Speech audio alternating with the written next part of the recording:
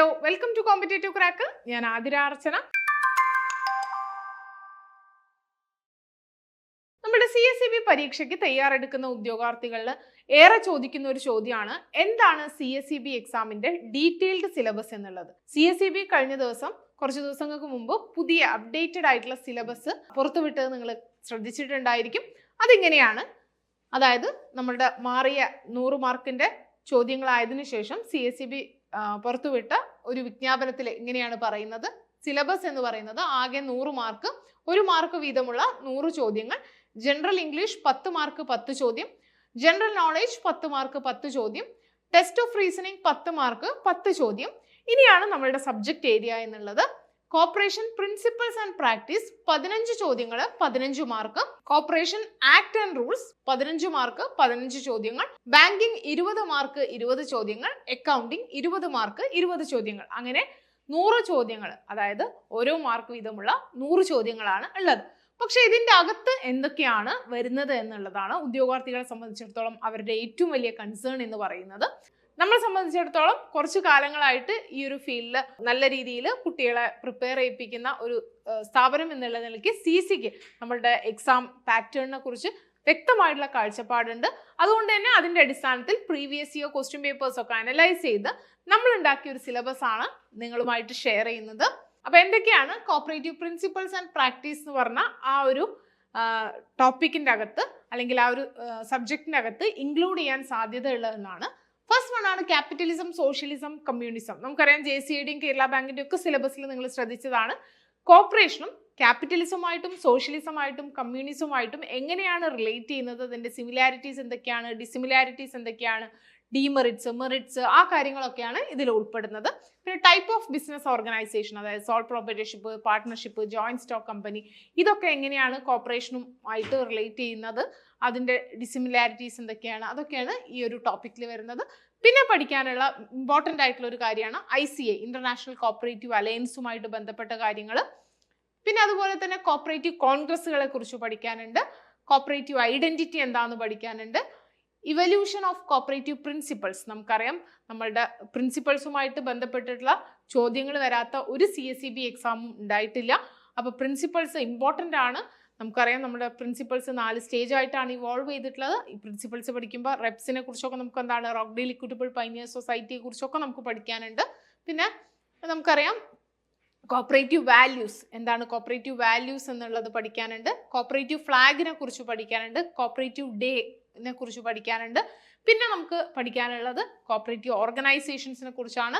National ലെവലിലൊക്കെ പ്രവർത്തിക്കുന്ന cooperative organisations, NAFED, national agriculture cooperative marketing federation, national horticulture research development foundation, പിന്നെ Indian farmers fertilisers cooperative, KRIBHCO ഒക്കെ എപ്പോഴും പരീക്ഷയ്ക്ക് ക്രിപ്കോയും അതുപോലെ തന്നെ ഇന്ത്യൻ ഫാമേഴ്സ് ഫെർട്ടിലൈസേഴ്സ് കോപ്പറേറ്റീവ് സൊസൈറ്റിയെ കുറിച്ചും ചോദ്യം വരാറുണ്ട്. പിന്നെ ഇന്റഗ്രേറ്റഡ് കോപ്പറേറ്റീവ് ഡെവലപ്മെന്റ് പ്രോജക്റ്റ് NCDCയുമായിട്ട് റിലേറ്റ് ചെയ്ത് പഠിക്കുമ്പോൾ നമുക്ക് ICDP പഠിക്കാനുണ്ട്, NDDB, നാഷണൽ ഡയറി ഡെവലപ്മെന്റ് ബോർഡിനെ കുറിച്ച് പഠിക്കാനുണ്ട്, നാഷണൽ ഹൗസിംഗ് ബാങ്കിനെ കുറിച്ച് പഠിക്കാനുണ്ട്. പിന്നെ നമ്മളുടെ ക്ലാസിഫിക്കേഷൻ ഓഫ് കോപ്പറേറ്റീവ് സൊസൈറ്റി, നമുക്കറിയാം നമ്മളുടെ റൂൾ 15 പ്രകാരമുള്ള ടൈപ്പ് ഓഫ് സൊസൈറ്റീസ് ഉണ്ട്. അത് പഠിക്കുന്നതോട് കൂടിയിട്ട് ഈ ഒരു ഏരിയ ഓൾമോസ്റ്റ് നിങ്ങൾ കംപ്ലീറ്റ് ചെയ്തു എന്നാണ് ഇതിൻ്റെ അർത്ഥം. അപ്പോൾ ക്ലാസിഫിക്കേഷൻ ഓഫ് കോപ്പറേറ്റീവ് സൊസൈറ്റീസ് പഠിക്കാനുണ്ട്. പിന്നെ നമുക്കറിയാം അതിൽ തന്നെ വരുന്ന ഇൻക്ലൂഡ് ചെയ്യുന്ന കാര്യങ്ങളാണ് കേരള ബാങ്ക്, അതുപോലെ തന്നെ primary agriculture and credit society, card ബാങ്കുകൾ, അതുപോലെ തന്നെ ലോങ് ടേം ക്രെഡിറ്റ് സ്ട്രക്ചറിൽ വരുന്ന കാർഡ് ബാങ്കുകൾ, പിന്നെ അതുപോലെ തന്നെ urban cooperative bank, primary housing societies, Housefed, Marketfed, Rubbermark, Kerafed, Texfed, Capex, Serifed, പിന്നെ ആഗ്രോ ഇൻഡസ്ട്രിയൽ സൊസൈറ്റീസ് ആയിട്ടുള്ള റെയ്ഡ്കോക്ക്, ആഗ്രോ ഇൻഡസ്ട്രിയൽ സൊസൈറ്റി ആയിട്ടുള്ള റെബ്കോ, കൺസ്യൂമർ സൊസൈറ്റി ആയിട്ടുള്ള Consumerfed, NCCF, farming societies, fishery society ആയിട്ടുള്ള മത്സ്യഫെഡ്, അതുപോലെ തന്നെ ഡയറി കോപ്പറേറ്റീവ് സൊസൈറ്റി നമുക്ക് അറിയാം KCMMF, മിൽമ, അതുപോലെ തന്നെ Hantex, Coirfed, Surabhi, Hospitalfed, SC/ST society, Vanithafed, Tourfed, പിന്നെ അതുപോലെ തന്നെ ക്ലാസിഫിക്കേഷൻസ്, പിന്നെ corporation and other forms of association, പിന്നെ അതുപോലെ തന്നെ SPCS, Rutronix, Ladder, ULCC, Kamco, LAMPS, TRIFED, NLCF, NAFSCOB, NCDFI, Kerala bank നമ്മൾ നേരത്തെ പറഞ്ഞു. പിന്നെ ഇതിൽ ഉൾപ്പെടാൻ സാധ്യതയുള്ളത് കേരള ബാങ്കിന്റെ ഫോർമേഷനുമായിട്ട് ബന്ധപ്പെട്ട കാര്യങ്ങളാണ്. പിന്നെ NCCT, WAM, NICOM, ICM, അതൊക്കെ കോപ്പറേറ്റീവ് എഡ്യൂക്കേഷൻ ആൻഡ് ട്രെയിനിങ്ങുമായിട്ട് റിലേറ്റ് ചെയ്ത് പഠിക്കാനുള്ളതാണ്. അപ്പൊ ഇതൊക്കെയാണ് നമ്മൾ ഇമ്പോർട്ടൻ്റ് ആയിട്ട് നോക്കേണ്ട ഈ ഒരു ഏരിയയിൽ നിന്നുള്ള കാര്യങ്ങൾ. നമുക്കറിയാം CSEBയുടെ എക്സാമിന് വളരെ കുറച്ച് ദിവസമേ നമുക്ക് മുന്നിൽ ഉണ്ടാവാൻ സാധ്യതയുള്ളൂ. ആ എക്സാം നമുക്ക് ഒരു 2 മന്തോട് കൂടിയിട്ട് തന്നെ പ്രതീക്ഷിക്കാം. നമ്മൾ എന്തായാലും CSEB എക്സാമിന് തയ്യാറെടുപ്പിക്കാൻ വേണ്ടി നമ്മൾ ഒരു 45 ഡേയ്സ് ബാച്ച് സ്റ്റാർട്ട് ചെയ്യുന്നുണ്ട്. ബാച്ചിന്റെ പ്രത്യേകത എന്ന് പറയുന്നത് നമ്മൾ നേരത്തെ ഡിസ്കസ് ചെയ്ത പോലെ തന്നെ ഡീറ്റെയിൽഡ് ആയിട്ട് പരീക്ഷയ്ക്ക് വരാൻ സാധ്യതയുള്ള സിലബസുകളൊക്കെ മുൻനിർത്തിയിട്ടാണ് നമ്മൾ ക്ലാസ് സ്ട്രക്ചർ ചെയ്തിട്ടുള്ളത്. ലൈവ് ക്ലാസ്സുകൾ ഉണ്ടായിരിക്കും, റെക്കോർഡഡ് ക്ലാസ്സുകൾ ഉണ്ടായിരിക്കും, മോക്ക് ടെസ്റ്റുകൾ ഉണ്ടായിരിക്കും, അതുപോലെ തന്നെ ക്വറി ഹാൻഡ്ലിംഗ് സെഷൻ ഒക്കെ ഉണ്ടായിരിക്കും. അപ്പോൾ ക്രാഷ് കോഴ്സിൽ ജോയിൻ ചെയ്യാൻ താല്പര്യമുള്ള ഒരു ബോട്ട് നമ്പറിൽ കോൺടാക്ട് ചെയ്യാം. പിന്നെ അതുപോലെ തന്നെ കോപ്പറേറ്റീവ് എഡ്യൂക്കേഷനുമായിട്ട് ബന്ധപ്പെട്ട് NCCE, KEIP, KICMA, പിന്നെ അതുപോലെ തന്നെ ACSTI, പിന്നെ Kerala state cooperative union, national cooperative union of India, cooperative movement India പഠിക്കാനുണ്ട്. പിന്നെ അതുപോലെ തന്നെ കമ്മിറ്റീസിനെ കുറിച്ച് പഠിക്കാനുണ്ട്. അതിൽ തന്നെ നമുക്ക് ഇമ്പോർട്ടൻ്റ് ആയിട്ട് പഠിക്കാനുള്ളതാണ് all India rural credit survey committee, അതായത് Gorwala committee, review committee, Venkatappaiah committee, അതുപോലെ തന്നെ ഗ്രാഫിക് കാർഡ് കമ്മിറ്റി. ഏതൊരു പരീക്ഷയ്ക്കും നബാർഡും ഗ്രാഫിക് കാർഡ് കമ്മിറ്റിയുമായിട്ട് ബന്ധപ്പെട്ട ഒരു ചോദ്യമെങ്കിലും ഉണ്ടായിരിക്കും. പിന്നെ അതുപോലെ തന്നെ Khusro committee, royal commission on agriculture, imperial committee on cooperation, cooperative movement, പിന്നെ അതുപോലെ തന്നെ ഫോറിൻ കോപ്പറേഷന്റെ ഭാഗത്തുനിന്ന് cooperative movement in England and Germany, അതുപോലെ തന്നെ USSR കോപ്പറേറ്റീവ് മൂവ്മെന്റ്, ഇസ്രായേലിലെ cooperative movement, Canada, Sweden, Netherland, അതുപോലെ തന്നെ ഇറ്റലി, ഡെൻമാർക്ക് കോപ്പറേഷനുമായിട്ട് ബന്ധപ്പെട്ട കാര്യങ്ങൾ.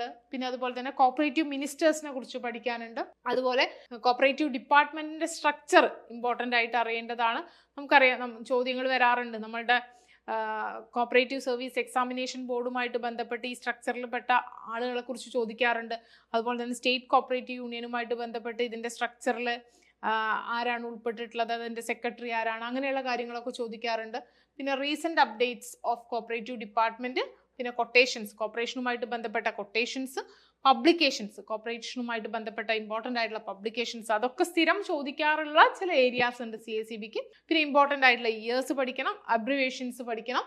അപ്പോൾ ഇതൊക്കെയാണ് നമ്മളുടെ ഈ ഒരു കോപ്പറേഷൻ പാർട്ട് എന്ന്, അതായത് principles and practices of cooperation എന്നുള്ള ആ ഒരു ഏരിയയിൽ നിന്ന് നമുക്ക് വരാൻ സാധ്യതയുള്ള, അല്ലെങ്കിൽ ആ ഒരു സിലബസിൽ ആ ഒരു 15 മാർക്കിൽ ഉൾപ്പെടാൻ സാധ്യതയുള്ള കണ്ടന്റുകൾ.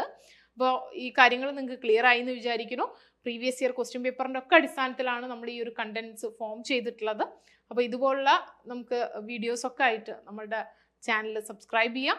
അതുപോലെ തന്നെ നിങ്ങൾ നമ്മളുടെ ബാച്ചിൽ ജോയിൻ ചെയ്യാം. കൂടുതൽ വിവരങ്ങൾ നമ്മൾ നമ്മുടെ ലൈവ് ക്ലാസ്സിലൊക്കെ ഡിസ്കസ് ചെയ്യുന്നതായിരിക്കും. അപ്പോൾ ഇത്തവണത്തെ CSEB ജൂനിയർ ക്ലർക്ക് കാഷ്യർ പരീക്ഷ നമുക്ക് CC യോടൊപ്പം ക്രാക്ക് ചെയ്യാം. മറ്റൊരു വീഡിയോ ആയിട്ട് കാണാം. താങ്ക്